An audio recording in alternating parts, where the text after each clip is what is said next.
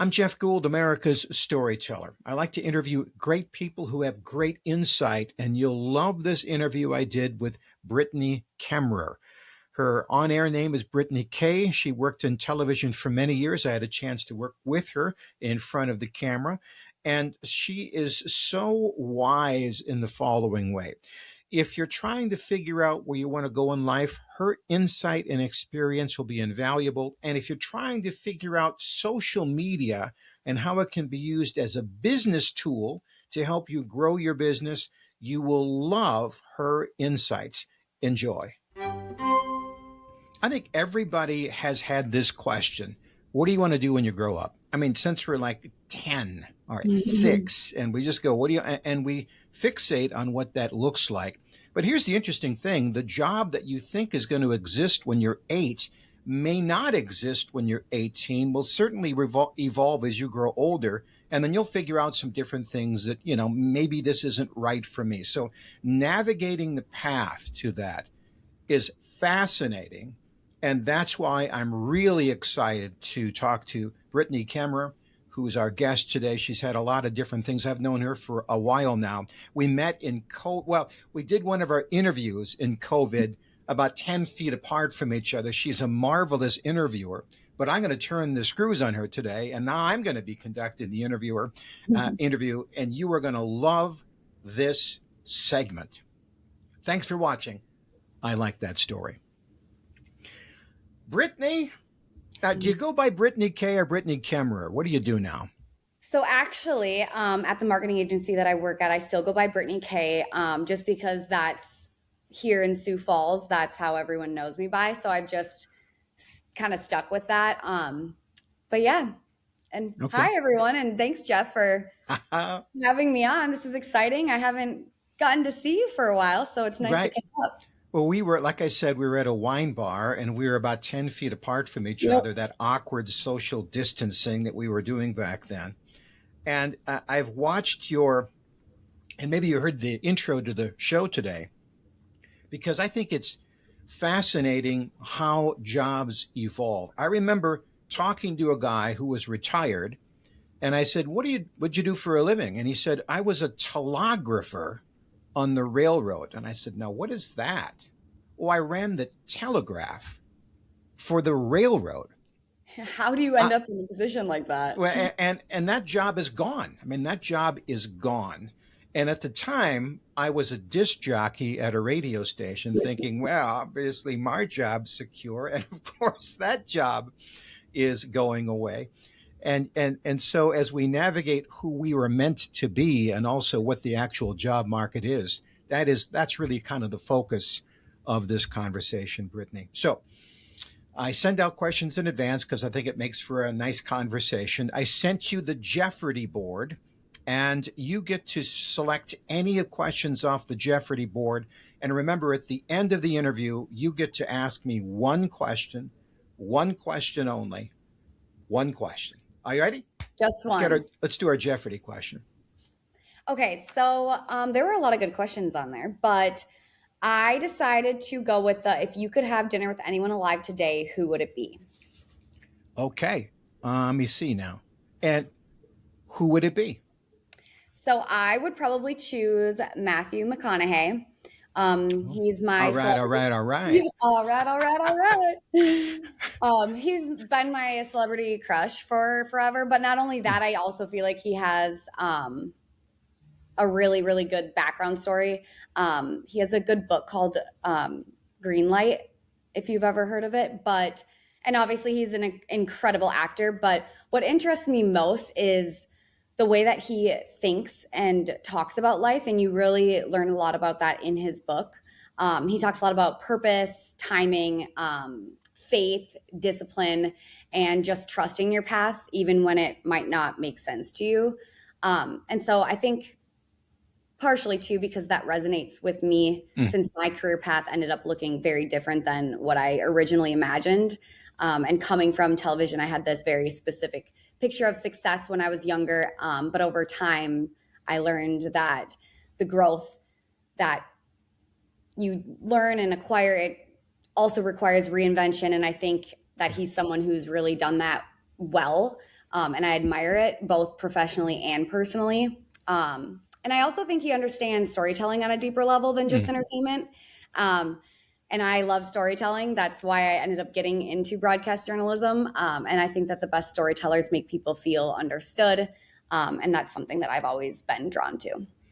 You know, I think I've seen lots of interviews with him, and I feel like he's a guy who's genuine.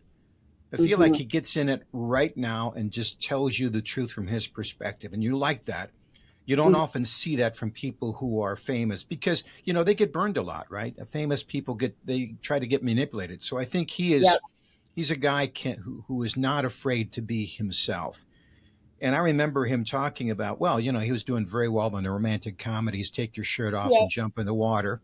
And then somebody offered him a ridiculous amount of money. And he said, well, but if I'm really to be the next phase, I need to not do that. And so now you see him in these other roles where he looks as unhandsome as he possibly can, which is a trick, right? Because of course Yep. he always looks handsome. But let's talk about that book from Matthew McConaughey, Brittany, Greenlight. What's one of the epiphanies that you got from that book?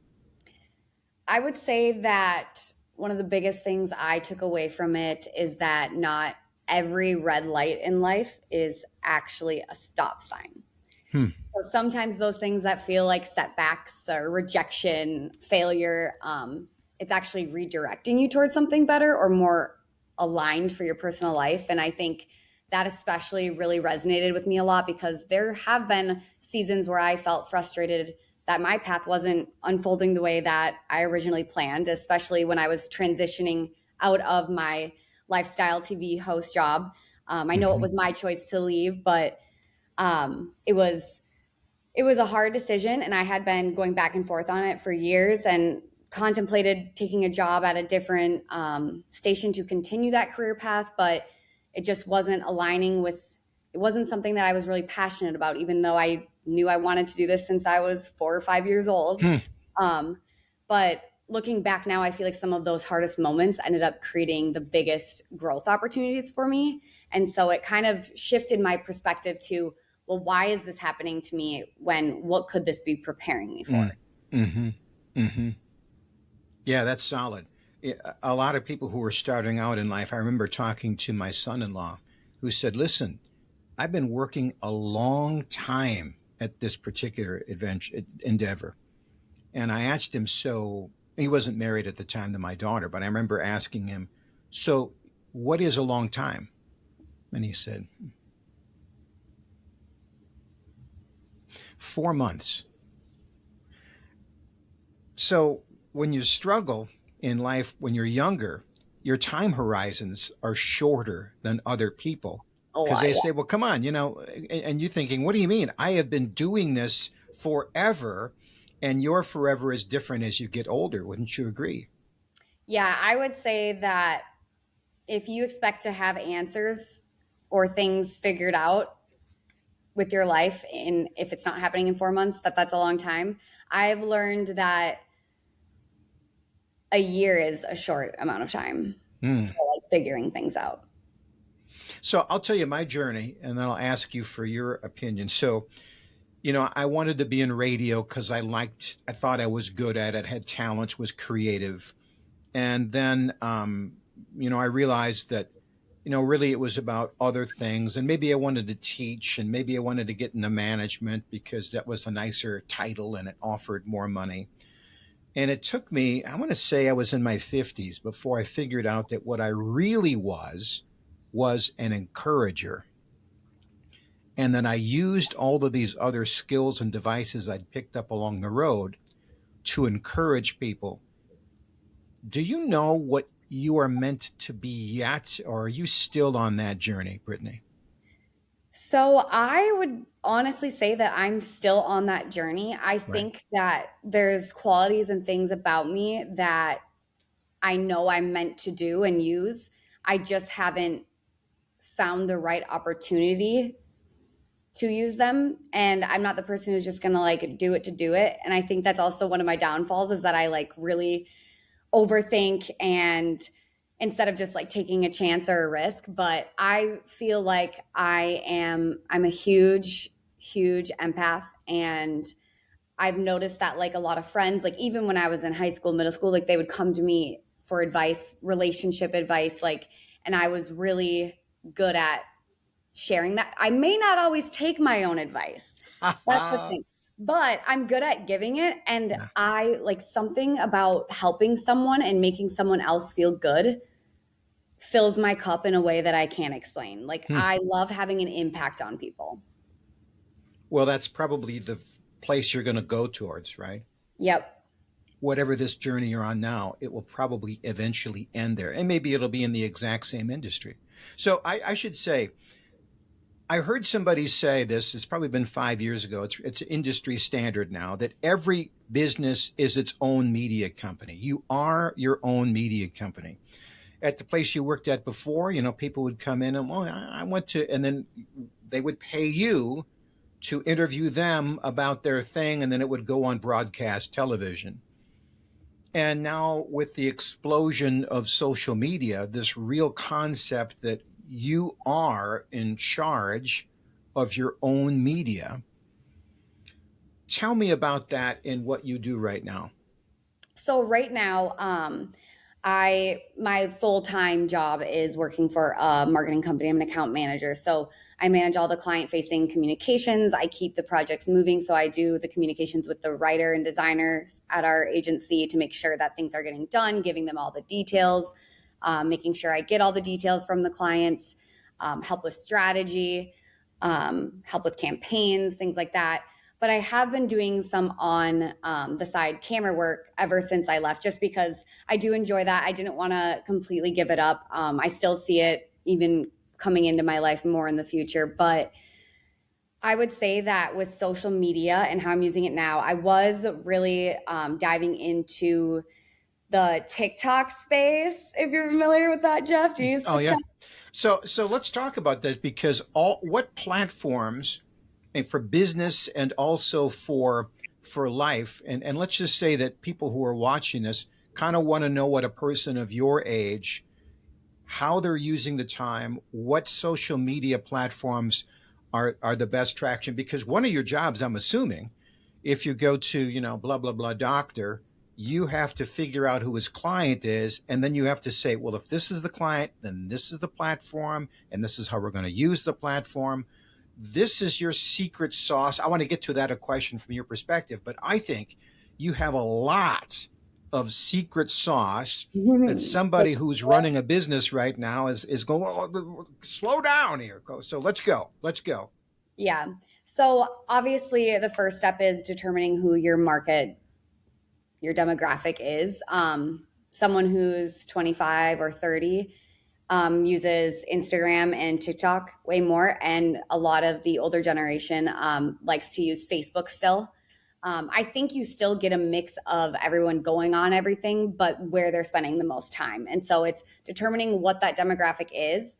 And then that's where you are going to want to invest the most of your time to. But I don't think it's good to leave out a platform completely, because I do, like my dad, he is always scrolling on TikTok. Yes, his feed, his For You page is what they call it, is very different content than what I get served, but they're still using it. But I think the difficult part about social media, the best part about it is that it can be organic. Like you don't have to pay to boost posts or anything, and you can still get your stuff out there. So it's great to use for organic and a free way of advertising. But I think the way that the space has changed too is that the algorithm, like with TikTok, when TikTok first came out, like people were blowing up, like with the most random videos that you wouldn't have expected. I was getting so many views on my first videos I ever posted. And I think I have between like 7 or 9,000 followers on TikTok. And I don't really post on TikTok right now that much at all. I was a lot more consistent with it, but something switched in the algorithm where videos weren't really getting pushed out. And so during COVID is actually when it really took off, and a lot of people became almost like famous from it and started basically their own brand. And then they were able to continue because they had like in the millions of followers that they were able to generate during that time. that was one difficult thing I struggled with being in the TV world is they owned my brand and I wasn't allowed to do things outside of it. And so I was kind of had my hand tied in that space. So I didn't really get to dabble in it at that point, but unless it was just like fun videos with friends and things like that. But now Instagram, like you can post on Instagram pictures, but the biggest thing is reels now. And so I think that's also because TikTok was these videos and it was doing so well. And so then all these other apps have to change. How do we keep up? So I remember talking to a guy who was a fishing guide, and the analogy I think is appropriate. You get on this speedboat and he just blasts to a corner of the lake and he drops these lures and fishes and he fishes for 15 minutes. Nope, it's not working. Goes to another bait. He's constantly adjusting and seeing where this elusive school of fish is. And I find that all of the platforms and all the social media are doing the same thing. The algorithm we don't really understand or not told about. And what it's constantly the audience changing. Yes, so if yes. you understand it, it changes again. Yeah, so exactly right. So right now today, and we're not gonna hold you to it because it's gonna move. If you're gonna post on TikTok, who's the audience? What are you posting? What are you saying? What's your strategy to catch fish on TikTok? If I'm the one who's fishing, or am I just basically, I'm going to get in your boat and you're going to say, we're going to go to TikTok Point. Here's why, because this is what the fish look like over there. This is what they're biting. Now, there's another part as you're talking to, well, maybe my company doesn't want any of those kind of fish. I get that. But for anybody watching now, we have to be everything to all people. Who is biting at TikTok Lake and how are you fishing for them? So, like I said, I think everyone's using TikTok to some degree. Do you have it, Jeff? I do. I fish in TikTok Lake, but I don't consume any fish, and I don't actually spend any time there, right? There's only so much time on my day. I'm on TikTok, but I don't use TikTok. So I would say like right now, what I'm seeing happening in the world of TikTok is that people are getting tired of that overly curated like influencer content. And they're kind of moving back toward like more authenticity, personality, storytelling. You can make your videos now like really long. Before there was a time limit. I think it was like maybe even a minute, like back when it first started. And so you want to feel like a real human. So whether you're talking about, if you're teaching people the inside scoop and tips about fishing, like actual fishing, or it's beauty, that's kind of the space I dabbled in, was health, fitness, beauty, fashion, making it feel more like yourself and it's not scripted and it's not perfectly edited together.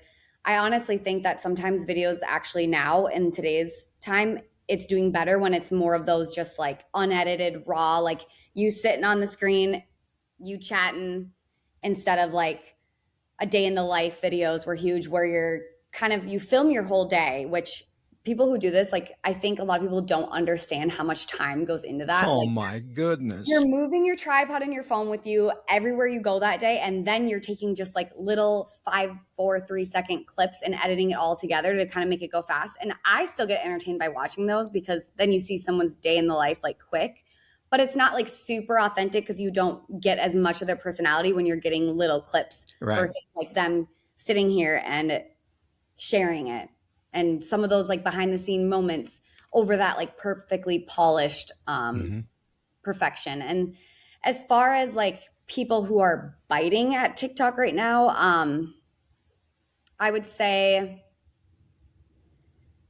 people with a clear personality and voice. And then like if you have a specific versus someone who is like just posting whatever they want for content, if you have like a specific niche that you're doing and you have like an expertise in it, I mean, this could be about anything. Like I could go in and start posting daily videos about how to post on Instagram, different tips to make your posts perform better, how to grow your following.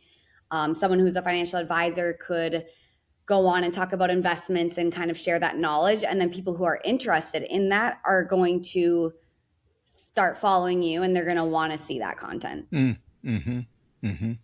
But you don't want to be too niche sometimes, like, because then you don't have as much content. I think there are some areas that are broader, but it is like fishing, because it is a little bit of a mystery too. Mm-hmm. I mean, you hear people say, well, I'm going to post this and it's going to blow up. Nothing. And then they post a picture of a dog walking across the street and a gabillion people go, right? Right. Yep. I don't know if I told you this story. You know, my daughter, Meredith, had a picture of me playing catch in the backyard with my son-in-law, I've Zach. seen the video. Right. And it's only like 8 seconds. It went viral. It's something to the effect that he had just had their second child. It was a girl. I had all daughters. He said, did you ever wish that you had a son? And I said, well, you get those eventually, which was meant the way, you see, you're my son now, right? Oh my goodness. The vitriol. Anyway, the last I heard, it's 75 million people, and off it goes into the sunset. And she probably didn't put a ton of time. She took the video clip and put a little caption over it and shared it as a reel, and it just took off. Yeah, yeah. And part of the reason it took off, which I find is another part of the algorithm, it kind of likes it when people argue, right? The algorithm kind of likes it when people get salty with it. So, for example, some people thought that when I said that I meant that my girls couldn't play catch, which had nothing to do with his question. And then other people said, well, he can't throw. It started this interesting echo chamber. I think ESPN actually reached out to my daughter because they were looking for content. And she sent it, go ahead and use it up. And so there I am, causing controversy to this day. But it's to the point of you just simply do not know what's going to take off. So there's TikTok, and you like Instagram. Yep. Talk to me about Instagram Lake. So Instagram, I feel like, okay, so back when Instagram first started, like, you know how on Instagram you can do stories now and post like something that is only up for 24 hours? I think they started doing that because of Snapchat. Once Snapchat was created, then Instagram was like, oh, we need to keep up. And also you can now post stories on TikTok too. That is a new thing that you can do now that people are using. And they say that it actually can help with growing your audience. And then so everybody's stealing from everybody now, isn't it? Yeah. Essentially. Because if people like that, like on Instagram, I feel like people have that feeling that they have to have like the perfect curated post to like put it on their feed. Well, when it's on your story, it's more like I'm sharing this. But I don't have to like put a curated perfect photo on my feed, because there was a time too where people had to have their feed, when you go to their page, like all the photos had to be edited the same and it had to like look aesthetically pleasing. And there was just like, I'm like, when I first started with Instagram in high school, you post whatever you want. You didn't edit the photo. Like you didn't care. Like it wasn't a thing. And that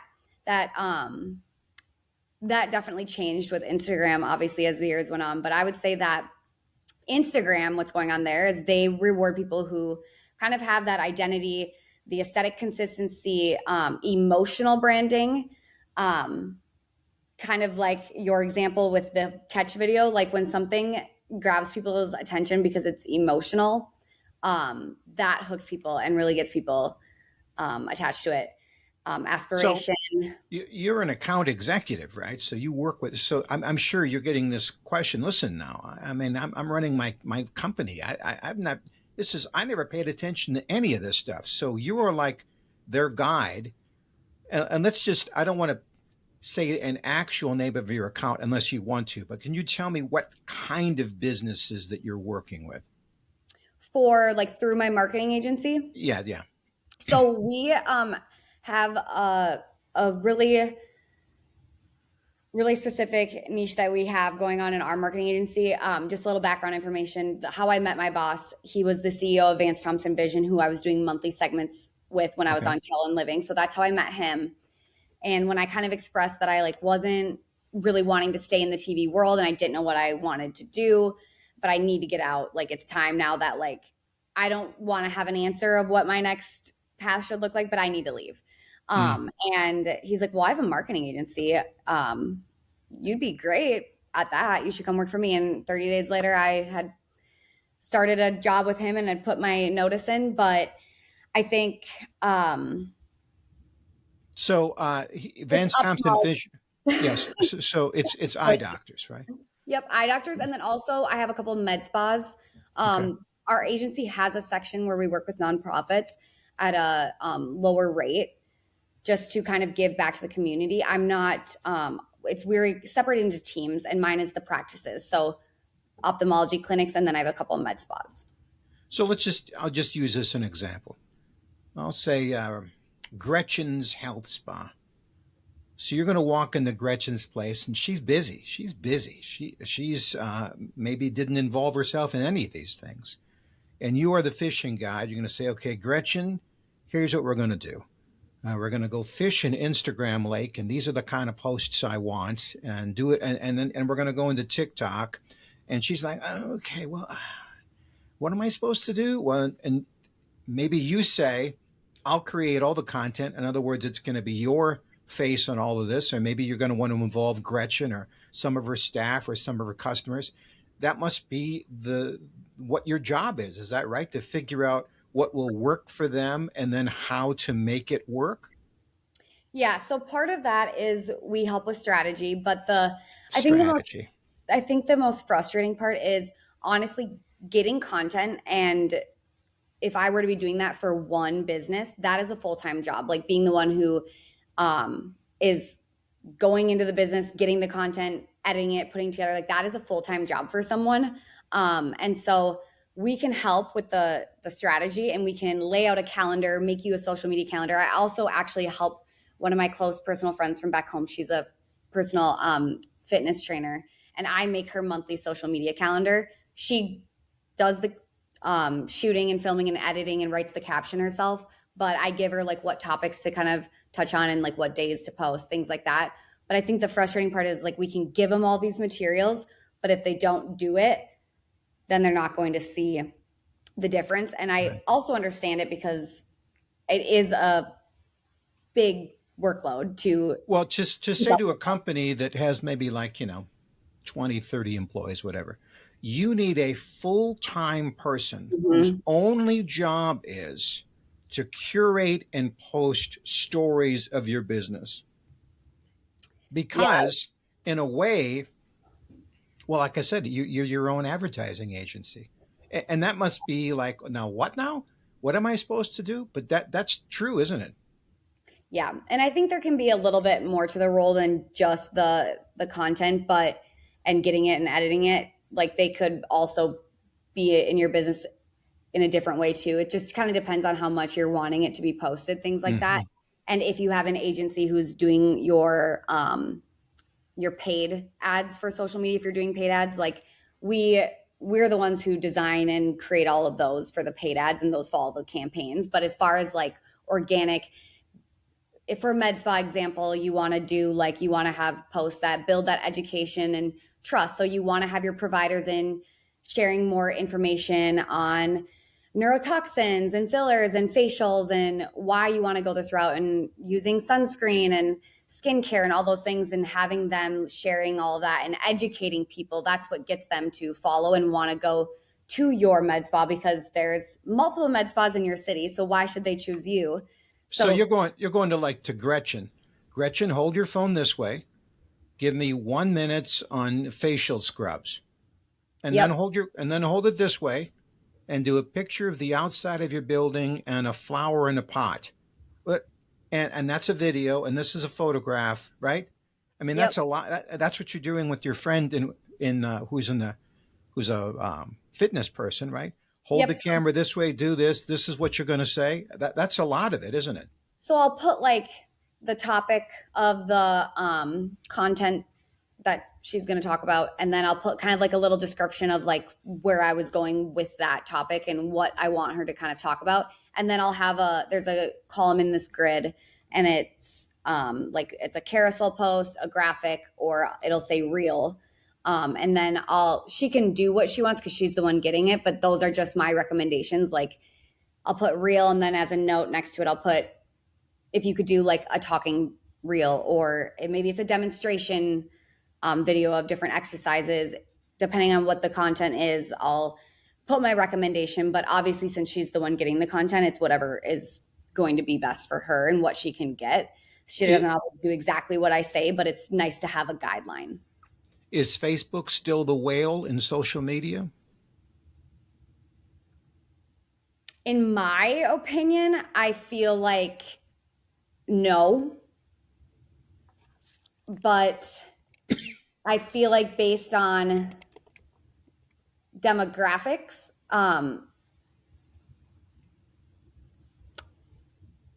a lot, like I know like my mom and everyone is all on Facebook. It's nice because you can create groups and events. Like I have a bachelorette party coming up and they sent out the invite by making a Facebook group page. So there's different things that you can utilize Facebook for. But as far as like going viral with something on Facebook, I don't think it's as big of a thing. YouTube? I've heard that people are starting to dabble back into that, making like videos. People who are kind of in that influencer space are kind of going back into that. I personally I don't remember the last time that I went to YouTube to watch something. When I was younger, I did. And then they also have like YouTube TV now, but that's totally different.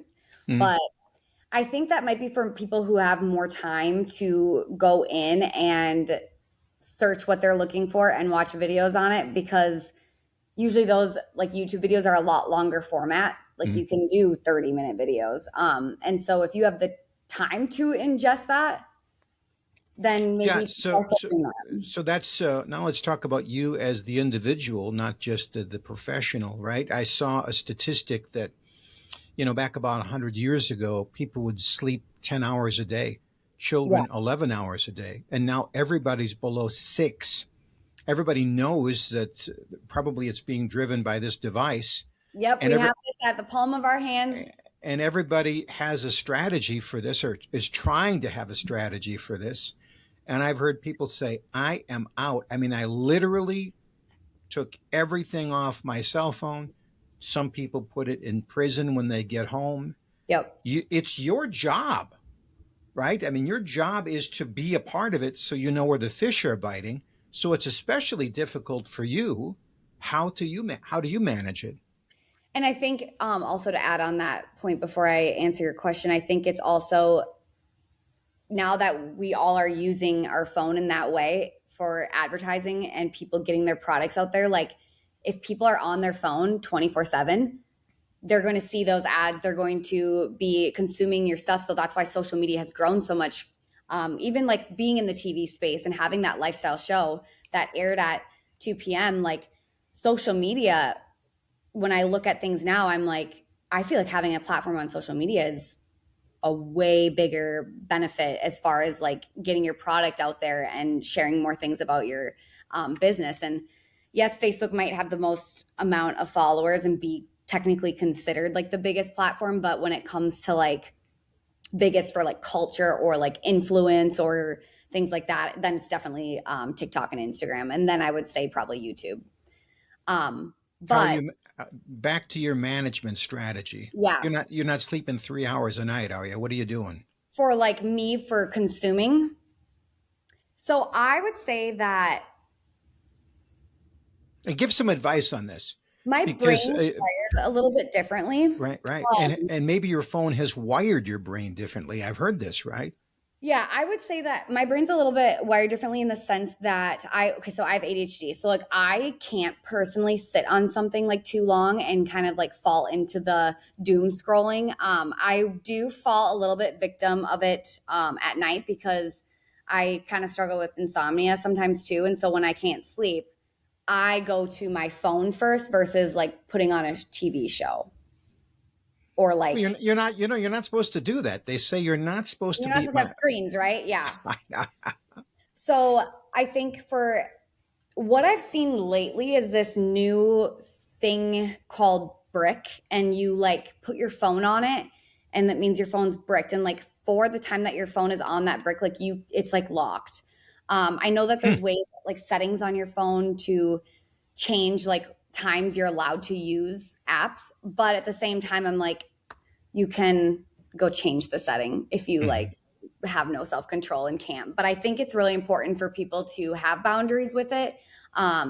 Especially, I think not only like doom scrolling and like spending hours just sitting there scrolling and consuming all of this, but people are so in the habit of being on their phone that when you're with people, spending time with people, when you're out to dinner with people, like they're on their phones. And that's something I've always been big about. I struggled with it in my past relationship where like if we're at dinner, like do not be sitting on your phone. I know that some people work from their phone, and if you're with them at lunch or at dinner and they're getting messages from a client or something and you have to respond, that's one thing. But if you're sitting at a dinner with someone and you are scrolling social media, I think that honestly just makes me sad. I think and that's to me, the it made me best. feel like you don't enjoy my time. Like I feel like that is the best word to describe it. It's sad. it's really sad. It's sad.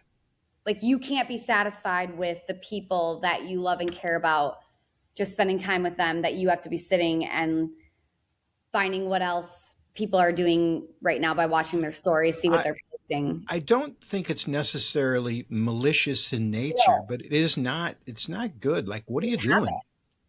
It's a bad habit. I think that, yes, it's a bad habit. And while you're watching other people do whatever, you're missing your own life, which is so sad. Yeah. So let's just say that there's a lot of, potentially, I don't know, it could be a million high school girls watching this going, oh my goodness, I want what she wanted. I mean, you're looked up to by a lot of younger people. So talk to them and give them some advice, both on this and maybe also finding their direction in life. Well, when like on social media and your phone, I think especially, I mean, probably even for guys too, but for women, social media is a highlight reel. And that's why I think people who are starting to open up and be authentic and share the bad, the good, the ugly, like those posts are doing really well because people want to be able to relate. When you're sitting there and you are spending hours a day consuming this content, looking at women who look perfect or have what you don't, those are highlight reels. They're not showing the bad parts of everything. They are showing the perfect, edited, curated photo.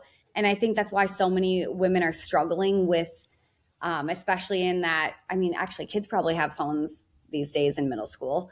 But that's why I think we're struggling with things like eating disorders, depression, because all these people think so negatively about themselves, because when you're sitting on something like your phone and social media, you are consuming hours a day of all this content and you're seeing what other people have that you maybe don't. You're seeing their highlight reels, you're seeing their perfect pictures where their body looks perfect. But in reality, like the angle, the lighting, everything had, like, I love when fitness influencers especially like take a photo and they're like, this is me. And then this is also me. And it's like different lighting, or after they've eaten and they're bloated, like those things are real. Because right now I think people are spending so much time being negative on themselves because they're comparing themselves to others, when you're honestly in a way comparing yourself to something that isn't technically real, in my And opinion. in some cases, actually not real, because AI is getting pretty clever. Oh yeah, yes, exactly. You could put your photo in and be like, put me doing this, or like make my hair look like, I think we've all probably done something with it where we have a photo where we're like, this just does not look good, and like, what's an easy fix? Just have it fix it. But back in the day when I had Instagram in high school, like we posted whatever, and like that wasn't even a thought. And then it just has changed so much. And I feel like social media is such a great thing when it comes to like getting your brand out there and promoting your products and like staying in touch with your friends and family and things like that. But then I think it also serves in a really negative space when it comes to things like that. So I think social media is like I have so much passion about social media. I love social media. I think it is great and positive in so many ways. But I do think that as much positive it brings the same amount of negativity. So I think like use social media. Social media is great, but have boundaries on how much and what you're consuming. This is exactly why I wanted to talk to you, because you're in the space, you're consumed it from a young age. You also recognize the positives and also the negatives. I'll just give a side note. So, a comedian, Nate Bargatze. I Uh, went to a show. okay, you know who else went to the show? Me and 14,100 people in South Dakota, which is in the middle of nowhere. And there's no comedy clubs for thousands of miles. I shouldn't, maybe that's an exaggeration. But how did people find out about Nate Bargatze? Here's what they found out. He just posted, or somebody posted, little clips of him being funny. And you just did that enough and enough and enough. So, yeah, we should go see that guy. And I'm told, because a comedian doesn't take up as much space, that that show had the highest number of people at that particular auditorium, which is supposed to seat about 10,000, but it had 14,100 seats sold, all because of the power of I would say this. Mm-hmm. I've also had like I've come across people singing on TikTok, and I'm like, oh my gosh, they're so good. And then I follow them because I'm just like, I love their music, whatever. And then all of a sudden they are released on the radio, and like now everyone Mm-hmm. knows who they are. And I'm like, I knew who this person was before like anyone knew who they were. And so that's what I mean too about the positivity that can come from social media. And those people who became big, Nate Bargatze, people who are sharing their songs and singing, they also get a lot of hate and negative comments just because that's what people are going to do no matter how good you are. So like that's a negative aspect of it too, because it. Does that bother you? What do you do with that? I'm sure people say mean things. They just do, right? What do you Yes, do? I have had trolls and people who say things, but I kind of dealt with that from a young age. When I was in elementary school, I was in the space of modeling and acting. So I was in Target ads, and I was on TV commercials and things like that. And at the time, I didn't really understand. So when I was being bullied and having to deal with that at a young age, I thought something was wrong with me. Like it wasn't like these people are just jealous of you. And Mm. it made me feel like something was wrong with me personally. And I actually went through a really, it probably, I went through, I don't really remember it. I've been in therapy, like trying to work through it, but I don't really remember like my childhood years, like where I have details of like when I was in a really bad state of depression.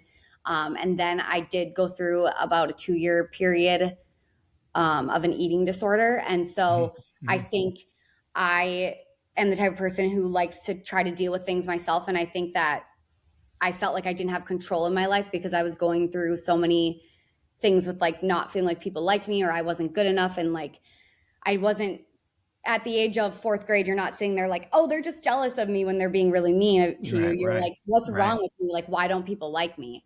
And so I think that was like the biggest struggle. And so I can't imagine, I didn't have social media at that time. And I think it was like middle school into early high school when I was dealing with the eating disorder, and like social media wasn't a huge thing. So I can't imagine how girls are struggling now when it comes to those things because of the addition of also social media. And I've seen documentaries on people who will have fake numbers and harass people through that way. And that was something that I didn't deal with. And I still struggled mentally in a lot of ways. So like it Hmm. makes me really sad. And like that would be a way that I would love to help people at some point because the struggle is real. And I want them to know that like you can get out of it. And there is another side to it. But I can't imagine having to have social media going through those ages where you're developing and growing, and all you want to be is liked by people during those ages, and it's hard. Well, when you're a little kid, everybody likes you because it's your family, right? Everybody likes you. Everybody loves me. And all of a sudden, you get that mean person. And I mean, in kindergarten, you'll see that when a kid Yep. comes home from kindergarten, they've changed because somebody said something that was mean. Right. I know there's a lot of reasons to have a device. My general suggestion is, boy, I sure wouldn't give a kid a phone for No. as long as possible. I mean, I would just say, listen, this is like, I mean, it is like a brick and it's heavy. And I want to save you from that if I can. Yep. Hmm. I agree. And I did get a phone in seventh grade, but I had like a certain amount of incoming and outgoing texts. My mom had to go through them all before I could Well, delete them. a phone, how long ago was that? This was seventh grade, so this would have been like 20 years ago. Okay, so a phone 20 years ago. I mean, it's not even comparable. I didn't even have the The option to download an app to my phone, like Instagram or. right. Yeah, phones today are just. When I got this phone, I brought my other phone. The guy said, oh my goodness, what is this?" And he looks at, she goes, "Oh, this, oh my goodness, and I still work." I said, "How old's this phone?" And they, "It's 7 years old." And I Yep. thought, 7 years old? I got most of my shirts are over 7 years old. Anyway, that's Yeah. time moves on. So, secret sauce time. So, give me some secret sauce on because you worked in television. Everybody's interested in broadcast television. You worked in, you work in the social media platform. You were an influencer. You were an actress. You were a model. So you are behind some curtains, and you can give us some secret sauce, some inside stuff. Go ahead. Yeah. So I would say I think a lot of people underestimate the power of relationships and reputation. I think that talent and what you can bring to the table does matter, but I think that the way that you are treating people matters even more. Especially in this media marketing space, opportunities usually come from trust and building those relationships. I don't have a marketing degree. I didn't go to school for that. In a sense, I feel like I was marketing because I was sharing businesses, products, and marketing for them. It was just in a way different way than like marketing is Mm-hmm. known as. But I would say that some of the biggest opportunities I've received in my career came from people remembering that I was dependable, hardworking, positive, easy to work with. Where I grew up and came from, I feel like plays a huge role in that. I grew up on a farm. I had to buy my first car. I had to pay for my college. I was taught what hard work is. And at the time when I was younger, I didn't love it, but I'm like, I am who I am today because of the way that I was raised. Okay. And I think that adaptability also became a hidden strength for me. So like being able to leave one thing and having an identity and changing and doing something different and just going with it and trusting that you can do it and trusting that you can learn. I feel like no one really knows I had no idea what I was doing or what I would be doing when I started the marketing job. You don't get taught that in school. So like you learn it on the job, and that's where everyone's at. Like, I don't think that I know anyone who has told me that they were 100% confident when they started a new job and they knew exactly how everything was going to go. And so I don't know. I think having those relationships and that good reputation can open up so many doors for you because then people can talk. And I know that you usually have to put like references and stuff down, but I think just having those relationships and taking the time to talk to people can open up. There's been so many times where I was at Waste Management and I had two different people offer me jobs after that trip. I was in Arizona at Waste Management, the golf tournament. And just by networking and talking to people and like building relationships, people Mm-hmm. will want to work with you. And you don't have to necessarily go to college to do exactly that.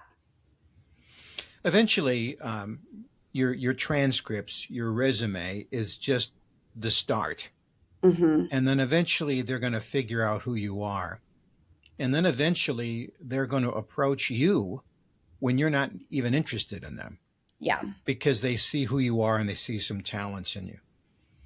And I think the moral of the story is to get out there, introduce yourself to other people and see where it goes. And then if you are who you are, they will figure it out. And I know that there are these common phrases like imposter syndrome.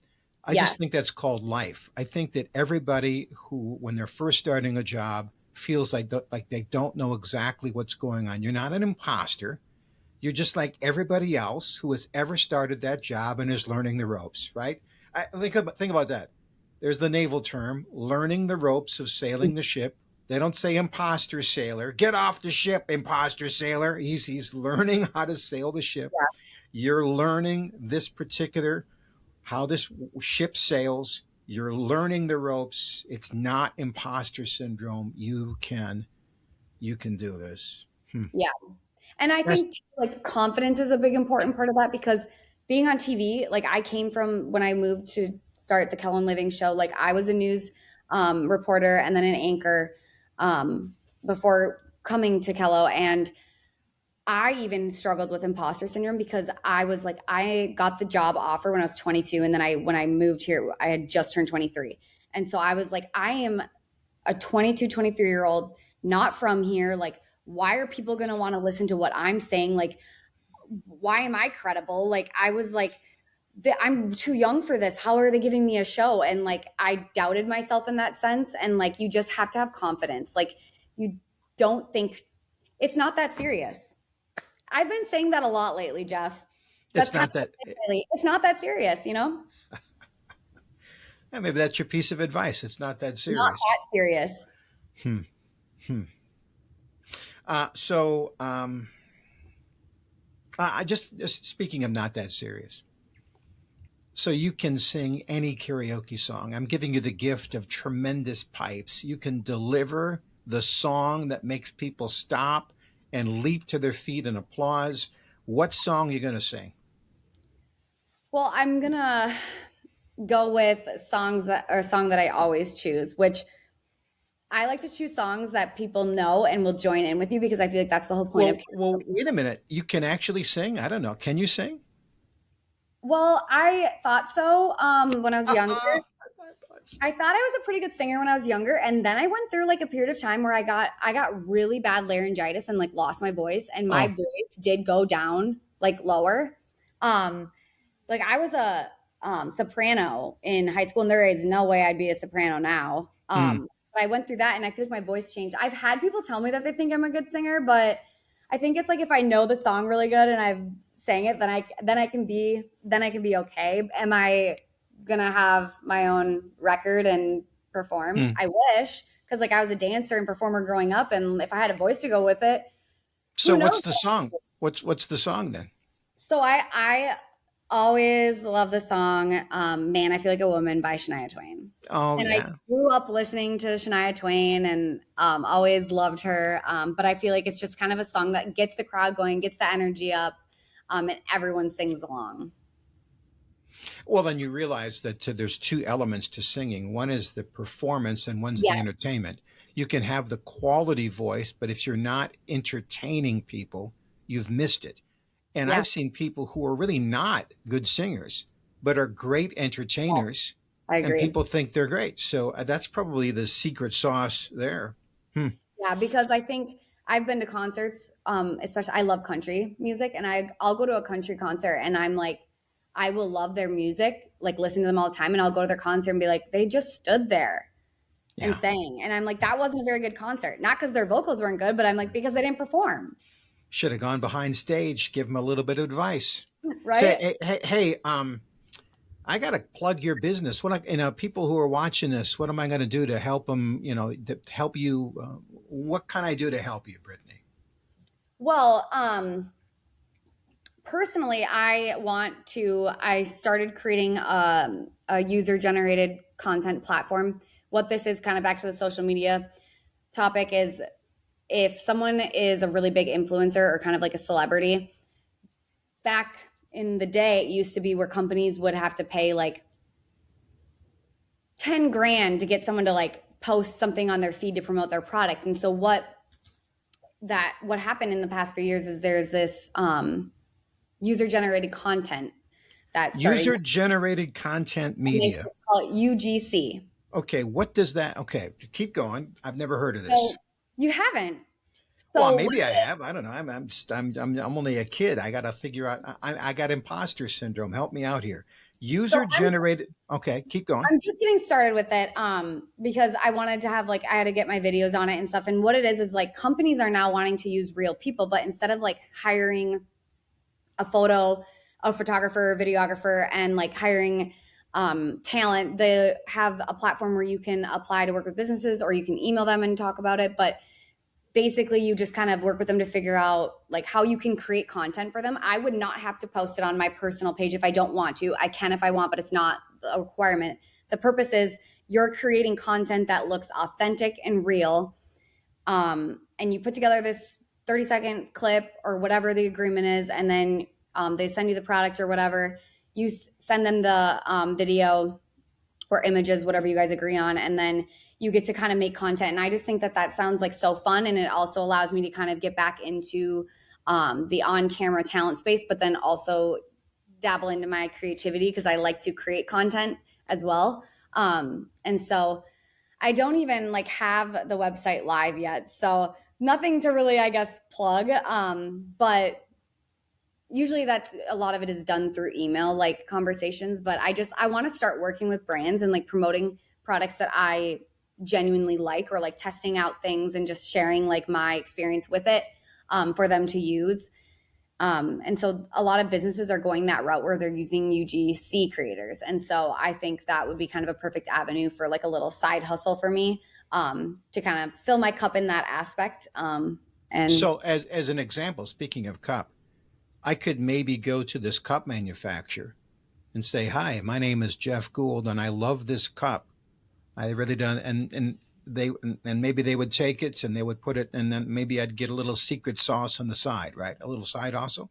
So yeah. I've seen this before. I didn't know the name. User generated content media. Okay, Yeah. so your website's not up yet, but it No. will be eventually, and then we'll put Yeah. it down in the comments section. And you're extremely busy. I can't tell you how much I appreciate you giving me the time today. Brittany, you're such a good person. I've always I appreciate liked that. and admired you. You're going places. You're trying. You know what it is?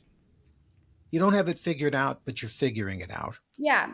And And I I've been feel, trying to figure it out for 2 years, and uh, I'm not going to stress about it. Like it'll happen yeah, when it's supposed to. I feel like I'm watching you run the mile, and you're around the second lap, and you're getting a groove, and you're gaining on the person in front of you. I say, look over in lane 4. Look at that kid. And I just think, I'm sorry, I shouldn't call you a kid, but you are to me. So anyway, okay, well, we're getting to the end. So you get to ask me one question, Brittany. One question. Only Okay. one. So Think carefully. Okay. I would say I was kind of like thinking about this too, about what I wanted to ask you. And I wrote it down, so I'm going to find it. Because I put some. Okay. Okay. What's one season of your life that didn't make sense while you were in it, but looking back now, you realize it shaped you the most? Hmm.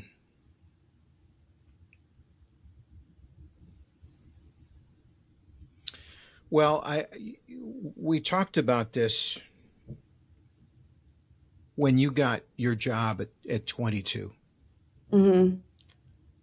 And for every person who gets a job, 10 people don't, 100 people don't. It goes into a round file. And then people think, well, you start to lean into that and you wonder, and whether you're telegraphing that or not, maybe you're projecting to them, well, don't hire me, I'm not that good.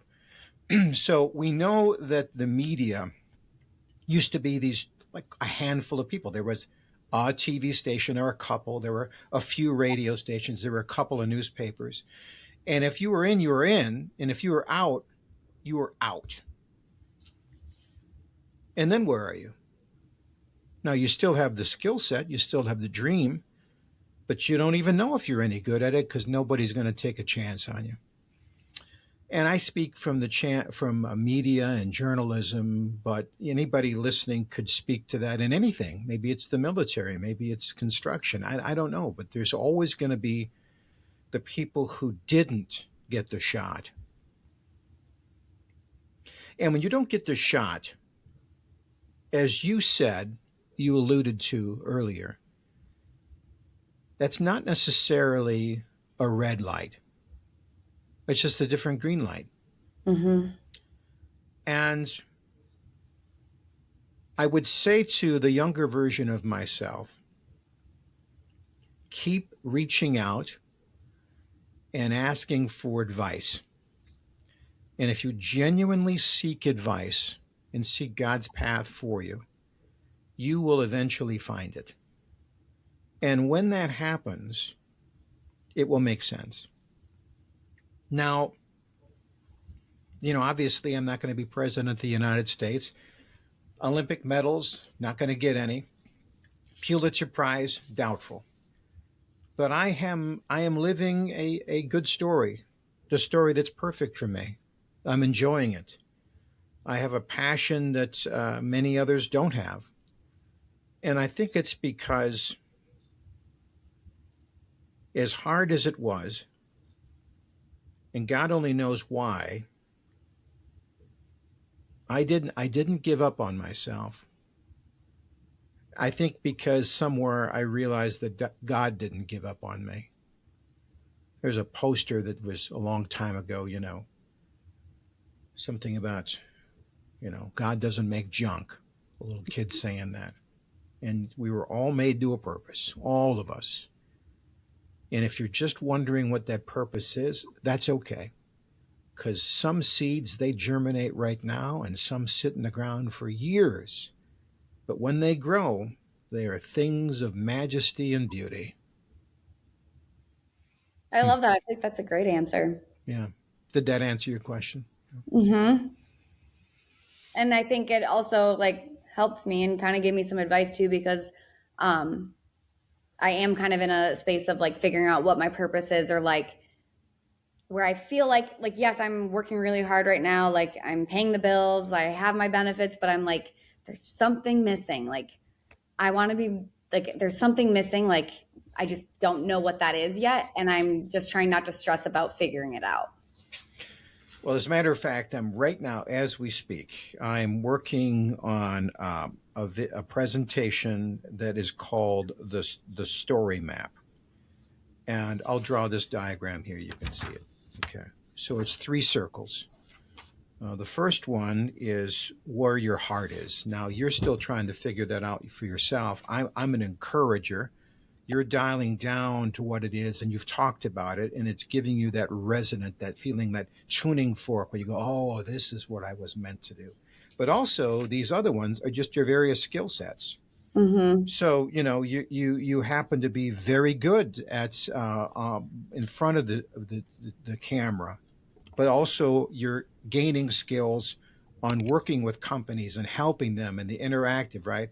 And those are all gelling down, and eventually they will resonate. And at the part right there where they all connect, where they all intersect, that's where you're going to be.